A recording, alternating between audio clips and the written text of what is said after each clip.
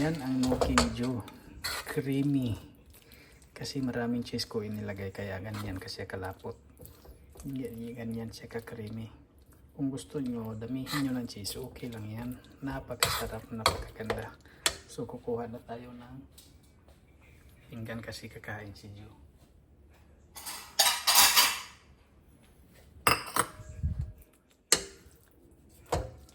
Yan.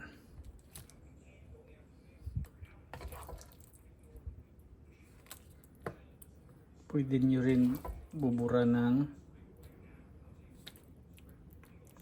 parsley pag kakain kayo.